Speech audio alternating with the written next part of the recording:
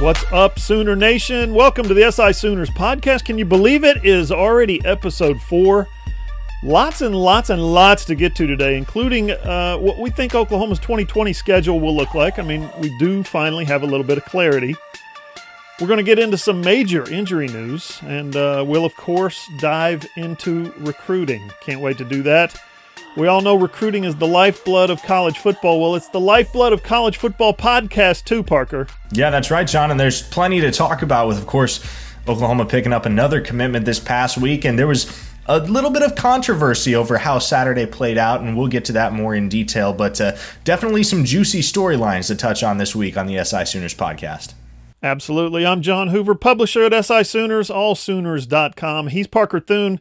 He's the deputy editor. You're going to find brand new content at allsooners.com literally every day, every single day. New stories, new videos. We got lists. We got, countdowns. We got Sooner videos, photos. We got lots of stuff. And now we got this, the SI Sooners podcast, which we're all fired up about. It's available on iTunes, Spotify, I think Stitcher, basically all the platforms. You know where you get your podcasts. We're there. We had a little problem with Google. Google is something else. Google's on another planet, so it might be a little while longer before we get onto Google. But you know what? You can always just go to our website, allsooners.com. We call it SI Sooners, but the URL you need to check out is allsooners.com.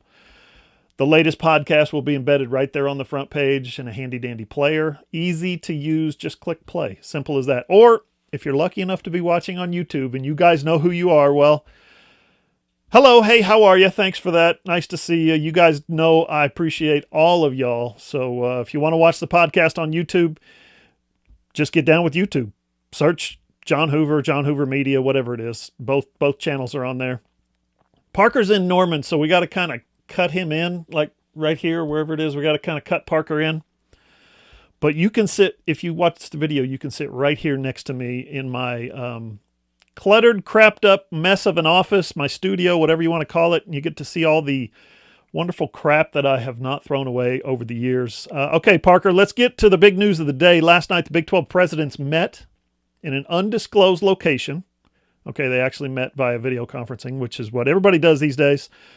They decided the league would be basically following what the other conferences did, which is play conference-only games, reduce the number of non-conference games. They followed the ACC model, which is conference games. The ACC has 10, the Big 12 has 9. The ACC is going to play one non-conference game. The Big 12 also going to play one non-conference game, Parker. Yeah, John, and I thought the article that you wrote just a few days ago was interesting because, as you mentioned, 10 teams in the Big 12. That equates to 9 conference matchups for each team. And you mentioned that the Big 12 should consider bringing in BYU as an 11th team to just go ahead and go with a 10-game conference schedule for each team, 11 teams across the conference, and essentially absorb them as a member for the 2020 season just because of everything that's gone on and how things have shaken out the way that they have. But, John, the decision on the Big 12's part is not that surprising. I think the 9+1 model was what we were expecting the outcome to be. However, it has created a lot of questions for Oklahoma in particular because, of course, John, Joe Castiglione fought long and hard to get that Missouri State game moved up from September 5th to August 29th. And now we don't know when the Big 12's start date is going to be for conference play, but if it's the 26th, the Sooners are certainly not going to play on August 29th and then observe 3 open dates and wait 4 weeks to play their next football game.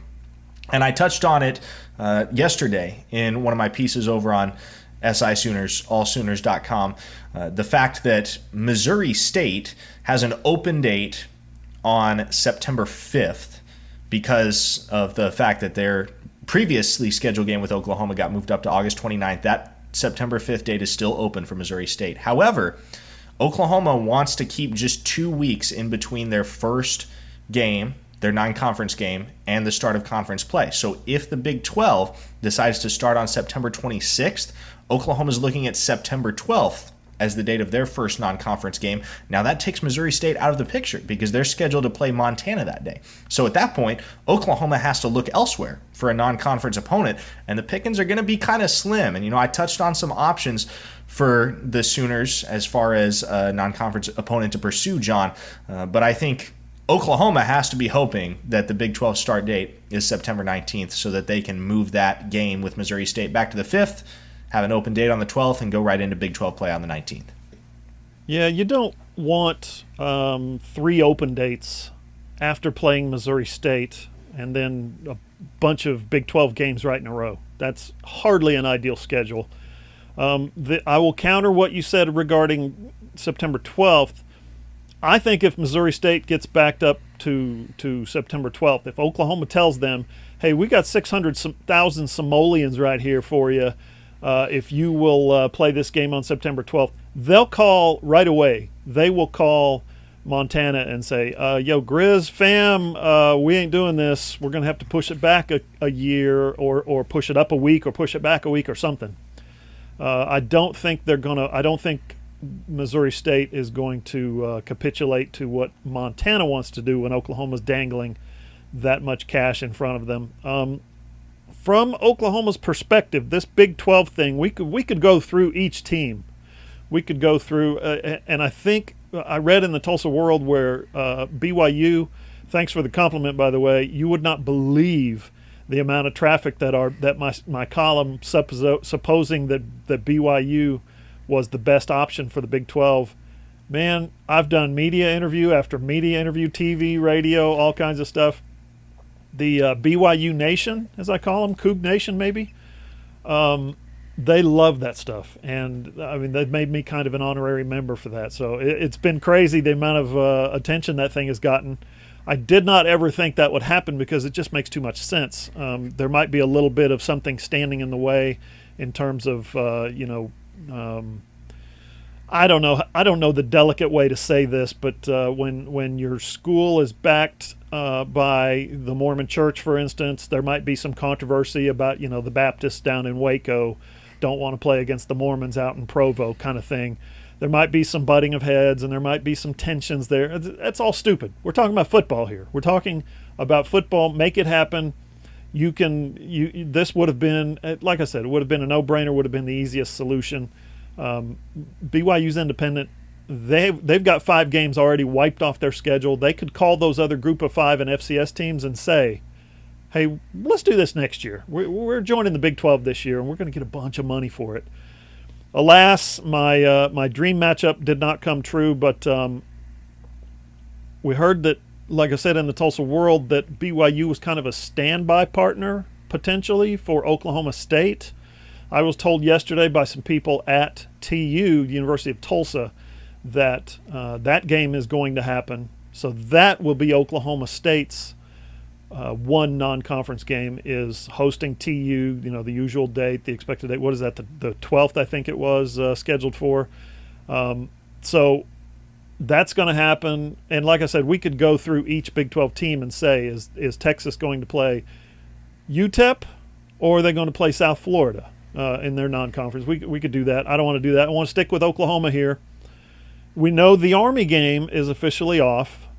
Joe Castiglione had to call Mike Buddy, his counterpart at Army, and say, sorry, Mike, the Big 12 is making us play one non-conference home game this year. So the game, guys, that has been on the schedule since 2009 has been on the schedule. The ink has been dry on this contract since 2009. Parker, how old were you in 2009? I was, 10 years old at that time, John? So I was too young at that point to remember that contract getting processed at all. I was still a young man when this contract was signed, Parker, the OU at Army game, and I have been so looking forward to a trip to New York City to watch Oklahoma football play a game. I'm so disappointed. But the fact of the matter is this is an historic game. That is an historic venue, Michie Stadium there at West Point. Sooner fans, Sooner Nation is going to literally, I've done this before in a lot of the games that I've covered, road games.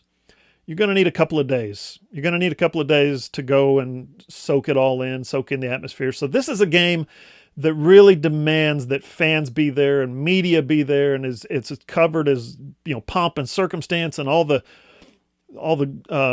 stuff that goes into Army hosting a college football game against a big name opponent like Oklahoma. This game needs to be that. So I hate that it's been 11 years, and 2009 was when it was signed, and we still can't play this game. But I do like that we're going to, at some point in the near future, hopefully, get this game played with everything that goes around it. Yeah, John, I agree. The West Point trip was one that I really, really looked forward to for a long time. I knew it was on the schedule for years and years. Obviously, like I said, I was far too young back in 2009 to even process what was going on with Oklahoma and Army scheduling that home-and-home series. But this is definitely a game that I've been aware of and been looking forward to for a long time. And you hit the nail on the head. It's the kind of thing and it's the kind of experience, not just for the Sooners, but for the Oklahoma fan base as a whole, that needs to be played in all its glory. And that's just not possible here in 2020. And that's okay. It's unfortunate that that's the way it played out. But make no mistake, Oklahoma and Army will get a make-up date in order, and we'll be headed to West Point sometime in the not-too-distant future. Yeah, a couple quotes from Joe Castiglione. Joe C. said the new schedule is being finalized. Okay, he said the staff, his athletic department staff, has prepared for a number of different scenarios, and he also said OU will be ready when the season begins. We don't know when the season's going to begin. That's the unanswered question at this point. So the Army game is canceled, indefinitely postponed, maybe would be a better way to say it. But up next on the Sooners podcast, we got some really lousy news. Hey, are you a business owner looking to get your product out there to the masses? Let's say you run a hotel in Norman, or a car dealership in Oklahoma City, or a restaurant in Edmond, or maybe you're a small online business who creates and sells OU merchandise, and you just want Sooner Nation to come sample your wares. Well, then consider advertising in this space right here on the SI Sooners podcast. SI Sooners reaches thousands of readers, viewers, and listeners literally every day, and the SI Sooners podcast is the ideal place to find your next customer. To advertise, send an email to allsoonersi@gmail.com or DM us on Twitter at @all_Sooners. Let's do some social media. Best way to keep up with everything Parker and I do is just bookmark SI Sooners, allsooners.com. It's literally the easiest way. And then just go there about 10 times a day. Check back on us throughout the day. That's my recommendation to you.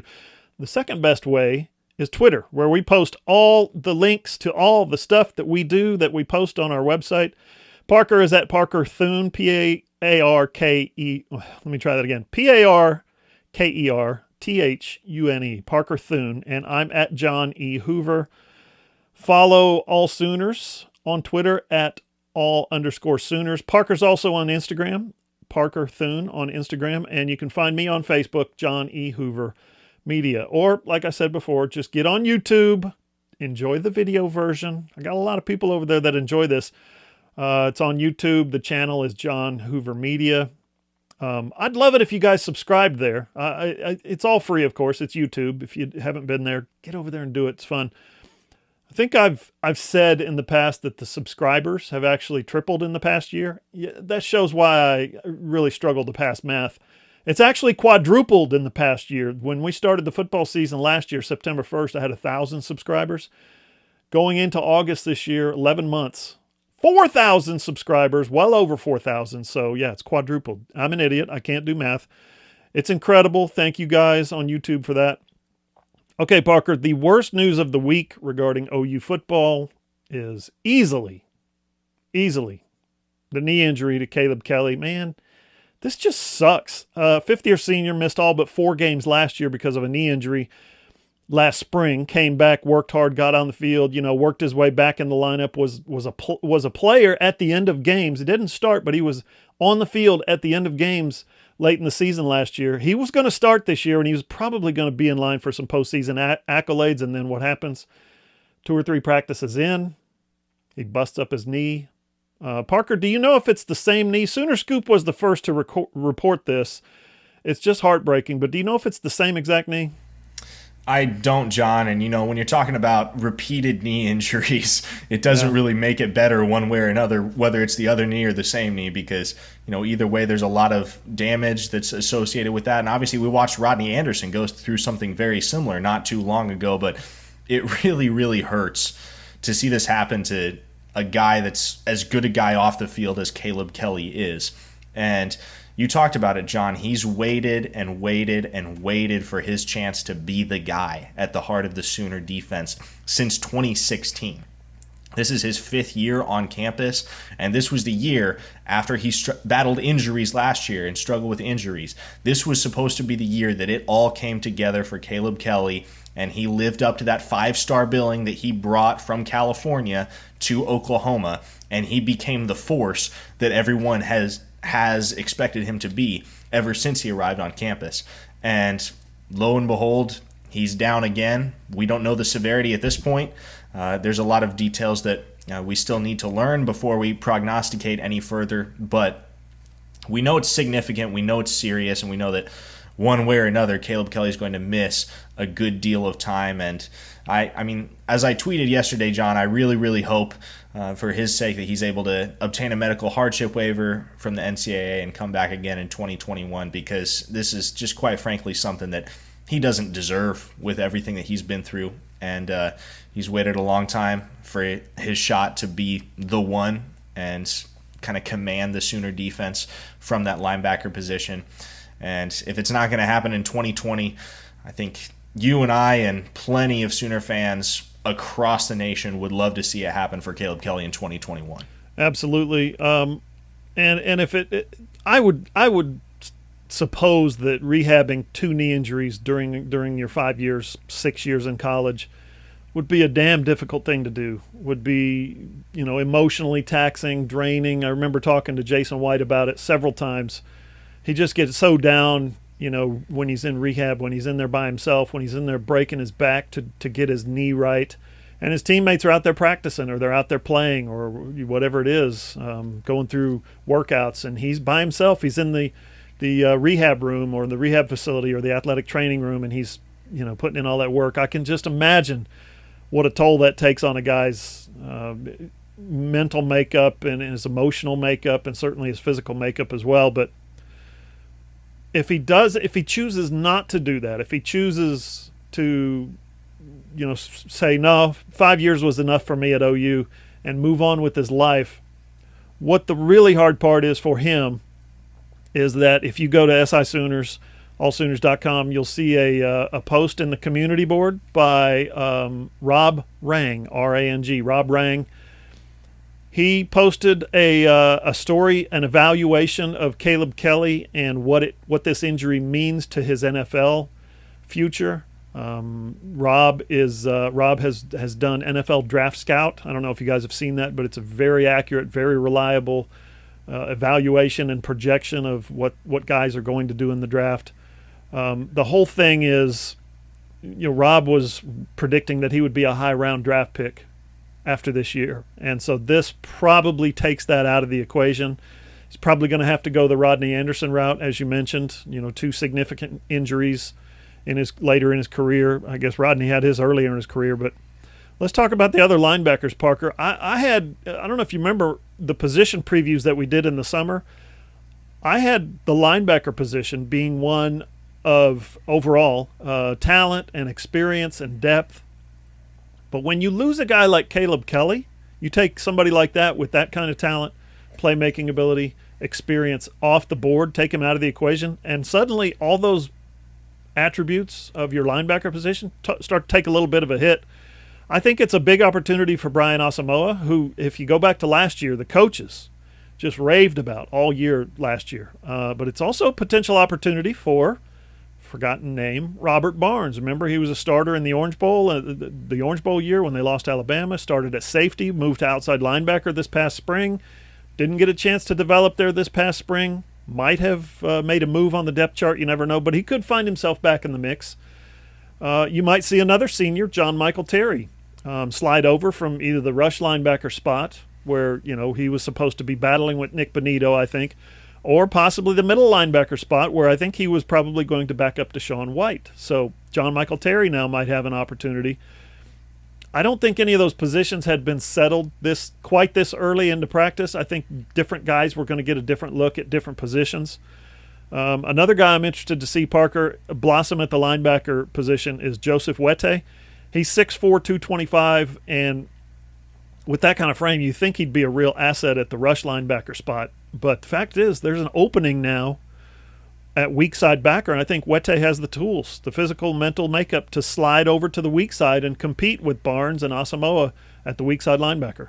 Yeah, John, and I mean, you said it. The Sooners have a logjam at the linebacker position, and obviously you never want to gloss over the hardship and the turmoil that a guy like Caleb Kelly has endured. But at the same time, if there was going to be a position group within that Sooner defense that was going to be afflicted by the injury bug, the linebacking core, I think, is the most equipped to handle it, just because they have so many talented players at both the middle linebacker and the outside linebacker position. I mean, you mentioned a ton of names: Wette, Bonito, Deshaun White. One guy you didn't mention is David Ugwoegbu and Marcus Stripling as well, two guys that have seen time at both defensive end and linebacker. I think Nick Bonito, obviously, as a redshirt freshman last year, played tremendous football. And there's just so many guys that can slot in at so many different places, and guys that have a lot of versatility. And so I think the Sooners are going to be fine when it comes to their linebacking core. Barnes and John Michael Terry as well, experienced guys that while they have struggled with injuries and haven't seen the field as regularly as I think they would have liked over their 10 years in the Sooner uniform, they do bring a lot of consistency and a lot of experience to the table. So I think Oklahoma's going to be just fine. That doesn't take away the sting of losing a guy like Kelly, though, especially with as much of a leader as he was in the locker room and on the field for the Sooners, or was expected to be come this 2020 season. Yeah, and a guy who made the what is it? The Allstate, I think Allstate formerly sponsored it, the AFCA Good Works team. That's 11 guys in Division I who literally do good work on the field, off the field. He's been involved in charities and benefits, and local and international. He's gone to Haiti on relief mission trips and things like that. He's gotten a broadcast career started there, where you make your roots. He's doing some TV there in the Gaylord.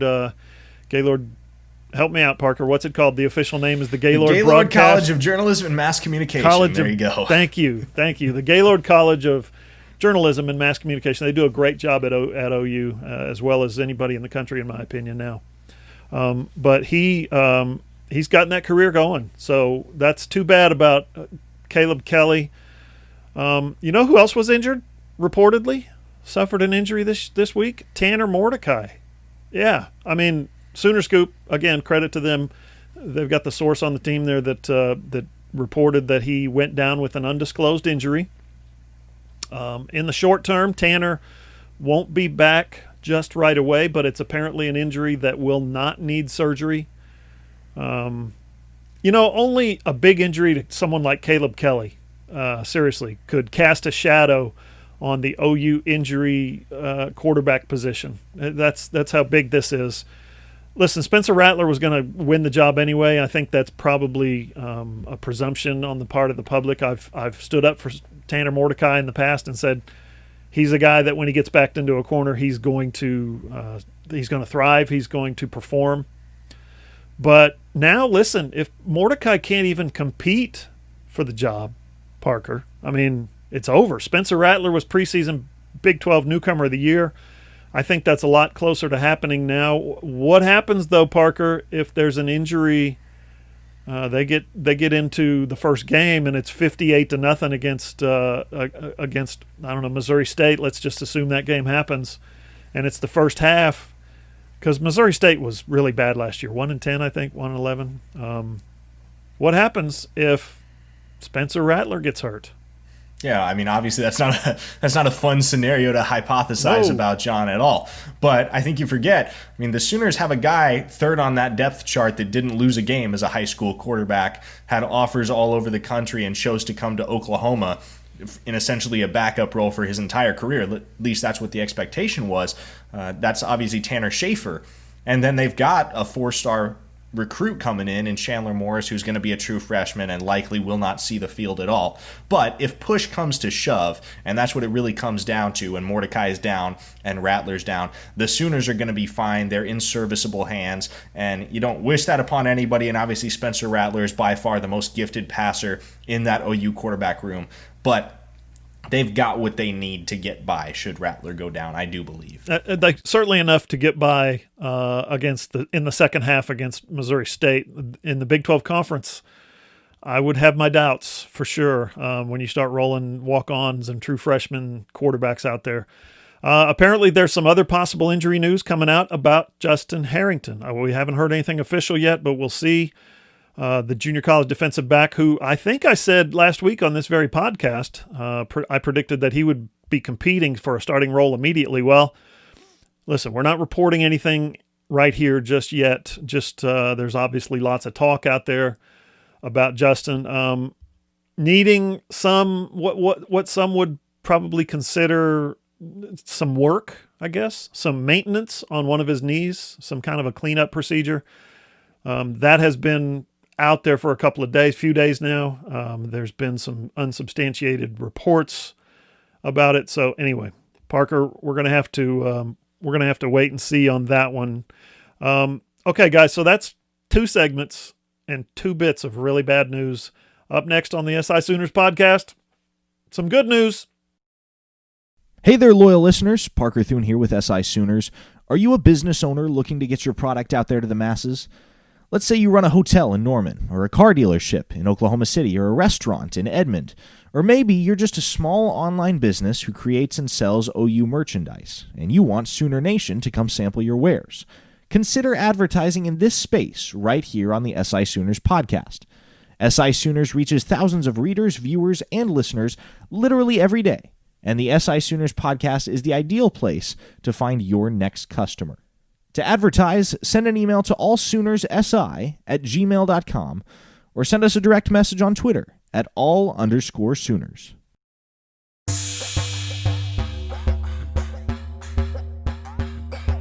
And down the stretch we come of the SI Sooners podcast. Parker covers about 95% of the recruiting news at SI Sooners.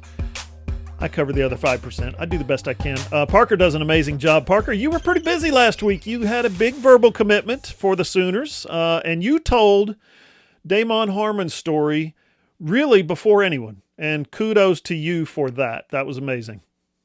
Yeah, well, I appreciate that, and it was a fun story to do. Obviously, Damon and his teammate Kelvin Gilliam, the 4-star defensive end, whom the Sooners are also after, as we've documented extensively. But, I mean, those two are real stand-up guys, 2 of the easiest guys to talk to that you will ever encounter among any recruiting cycle. It's pretty unbelievable when you hear them talk and then you realize these guys are high school seniors to be.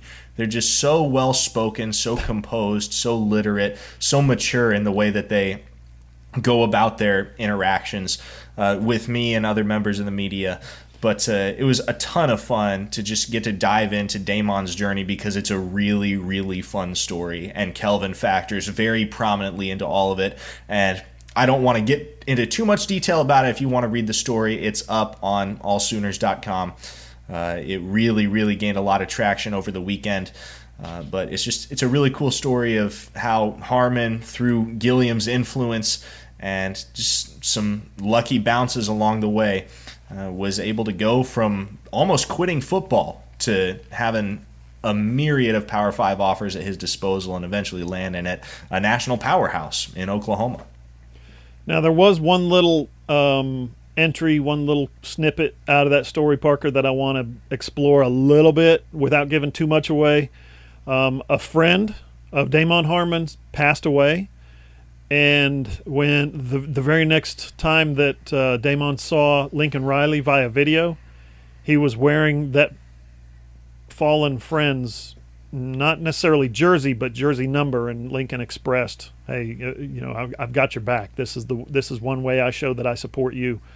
I mean, we're going to get to this here in a second. The SI Today cover story about Lincoln Riley, but that just really underscores how he connects, I think, Lincoln Riley with his players.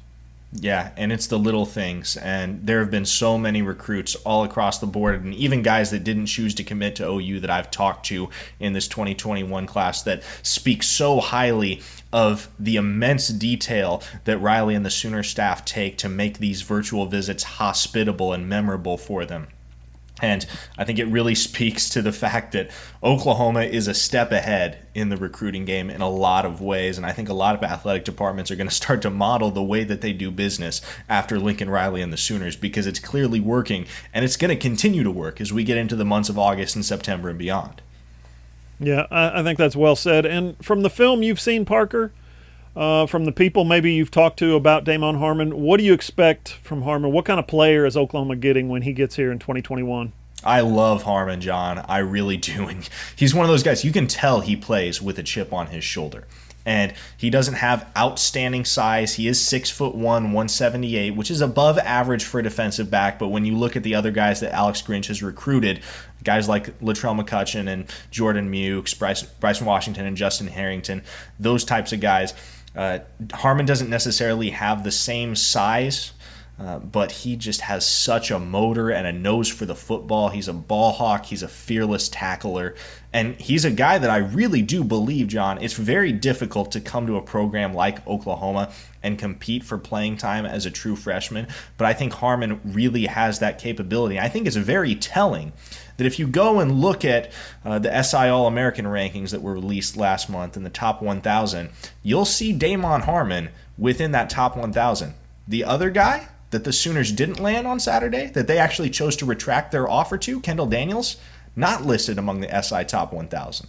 And so I think John Garcia and our SI All-American staff kind of zigged where others were zagging in their rankings a little bit in that capacity, but I think that's very indicative of just how underrated Harmon is. And I think he's poised for a big senior season at Highland Springs, and obviously that kind of depends on how this whole COVID-19 pandemic shakes out and affects that scheduling.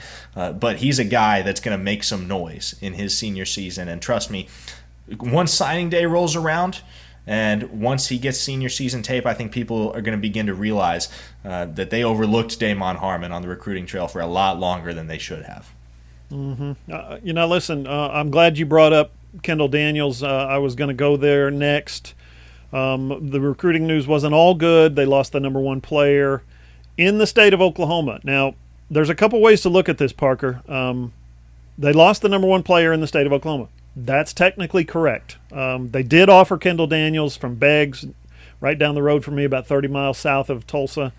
He ended up going to Texas A&M. So that tells you, yeah, technically they offered him. He didn't come. Okay, so they lost him. That's correct. That's not incorrect. That's not inaccurate to say that. However, to suggest that OU didn't lose him, I think, is a little disingenuous, because that suggests that they never wanted him. I think that's not right. I think they did want him. In this case, there's been lots of talk, obviously, about Daniels, Oklahoma, and Clemson and other schools wanting him as a linebacker because he apparently doesn't have the elite defensive back speed. I don't know that. I've never held a stopwatch, a chronometer to time his 40. So I don't know what his 40 time is, but if college coaches and recruiters are saying, nah, he ain't fast enough to play DB, we want him as a linebacker, and Texas A&M offers him as a DB and he goes to Texas A&M, we're going to have to wait and see how that pans out. Again, he's in the 2021 class, so it's going to be a couple years before we know. Parker, the fact is OU did want him at one point, and he went somewhere else, but he told the Oklahoman that on Saturday, the day he committed to the Aggies, that OU called about 10 days before and rescinded the offer, pulled it back. So in other words, technically, legally, formally, OU didn't offer him because they didn't wait until that August 1st deadline that NCAA mandated you can't offer a junior or a rising senior a scholarship until August 1st or after. Well, when August 1st rolled around, OU didn't offer him. So technically they didn't offer him. I mean, it's a tangled mess, but and you can call it semantics, but call it is what it is. Josh Proctor got out of Owasso and went to Ohio State. Dax Hill got out of Booker T, and he went to Michigan. Parker, I know OU wanted both of those guys, frontline players. They probably were in a little bit late to be able to get them. But, Parker, I got to ask you, does Kendall Daniels going to Texas A&M feel anything like those guys leaving the state of Oklahoma? Well, it certainly does because, John, as we've mentioned, Oklahoma makes a priority of clearing out the premier in-state talent. But I think a lot of what you said rings true. And when it comes down to it, if Kendall Daniels was set on playing defensive back and didn't want to open up to the possibility of playing linebacker, it really didn't make sense for Oklahoma to bring him in. Because when you look at the logjam that they've already created, quite intentionally, in the defensive backfield, 4 defensive back recruits in 2020, 4 more in 2021, and a couple big decisions on the way, so there could be more in that 2021 class. But if Kendall Daniels was set on playing defensive back, the Sooners just didn't have any room. And they certainly could have used him at linebacker. He is athletic. He doesn't have top-end speed. But as kind of that safety linebacker hybrid type of player, I think Kendall Daniels could have found a niche at Oklahoma. But if it was the kind of thing where he wasn't willing to open himself up to Oklahoma's vision for him as a defender, which it sounds like that was the case, I don't have an issue with Oklahoma pulling back the offer, and I think in the long run it serves them best because they got Damon Harmon, they got the guy that they've been after. They've also got McCutcheon, they've got Mukes, they've got Caleb Johnson in the wings, and they're going to be just fine.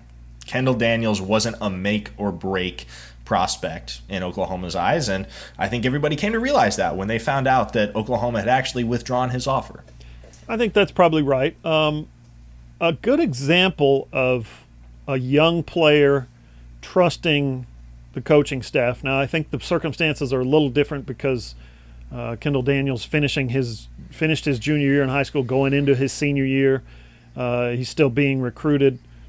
In this particular case, though, Kenneth Murray was a guy who came to Oklahoma to play rush linebacker, to play outside linebacker.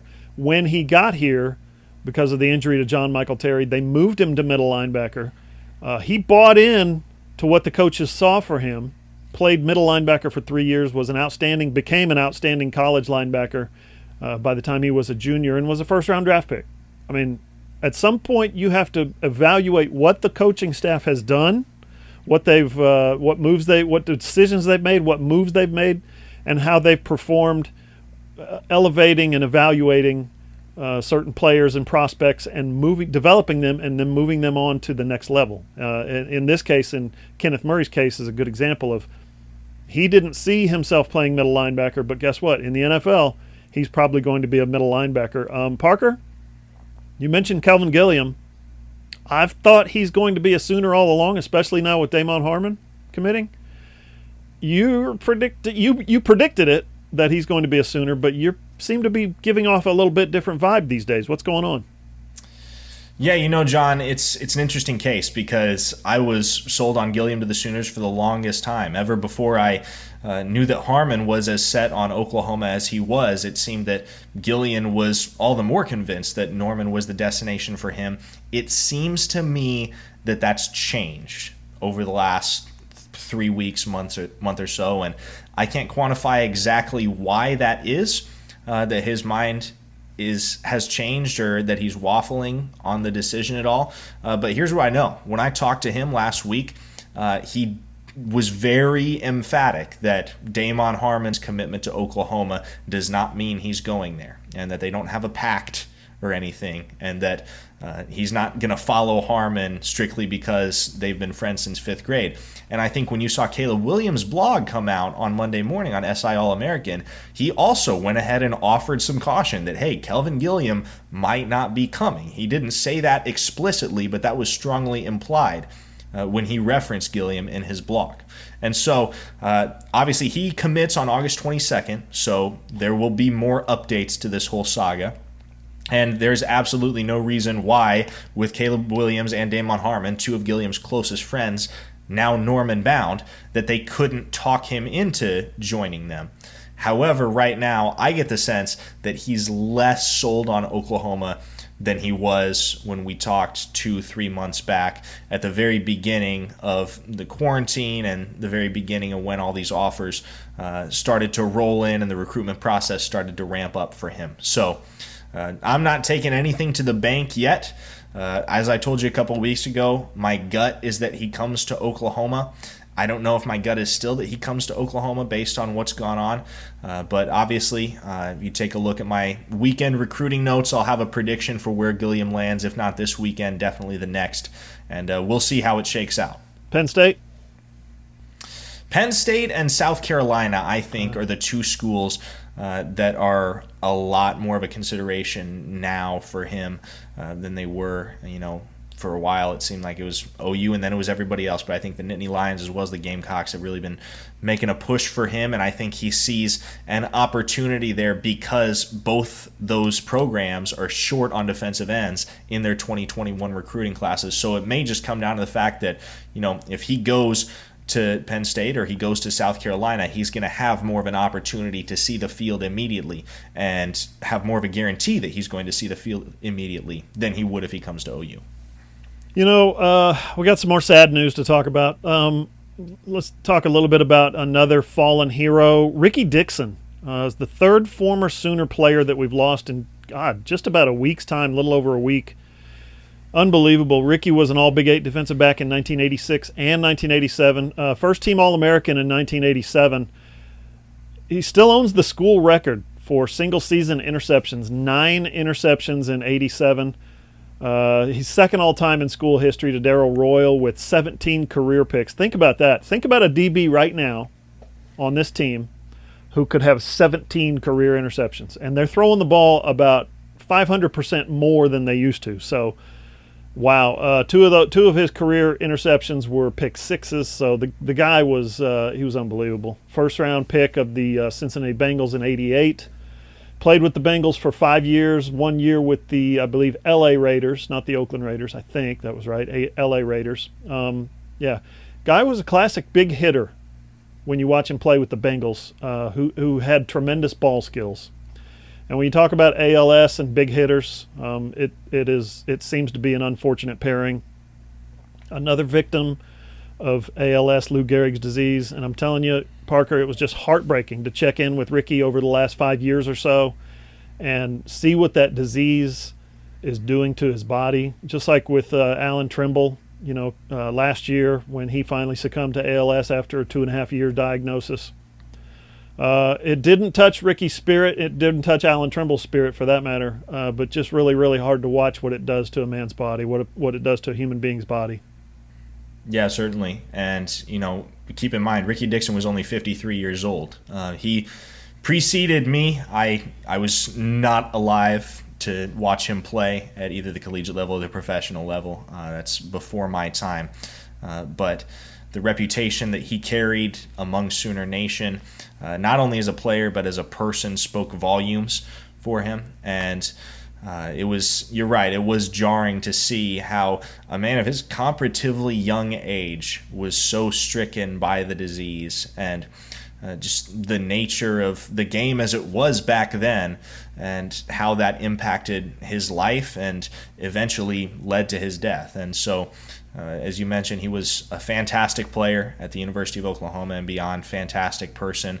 And it hurts, John, to lose Rickey Dixon, especially in the immediate aftermath of the passings of Jerry Arnold and John Blake as well. Yeah, absolutely. Okay, guys, last item. Thanks for sticking with us through this thing. If you go to SI Sooners right now, allsooners.com, the lead story is a little piece I wrote about Tuesday's SI Daily cover story, which was a great story, a great piece written by Greg Bishop, senior writer at Sports Illustrated. Greg did what I think was just a really, really wonderful job. It's Sports Illustrated, and he did a great job illustrating the man that is Lincoln Riley, how Lincoln Riley basically got here. He talked to Lincoln. He talked to Lincoln's wife. He talked to some guys, some coaches that Lincoln has coached with. He's talked to some guys that have played for Lincoln, including some current players. Greg figured out that in this time of crisis, in the time of coronavirus and busted schedules and, shutdowns and social justice movements, Lincoln Riley is the ideal coach for 2020. So check that out, allsooners.com. Listen to this podcast on iTunes or Spotify or wherever you get your podcasts. Find it on our website, SISooners, allsooners.com, or just subscribe and watch the video version on YouTube. You guys know who you are. For Parker Thune, I'm John Hoover. See you next time.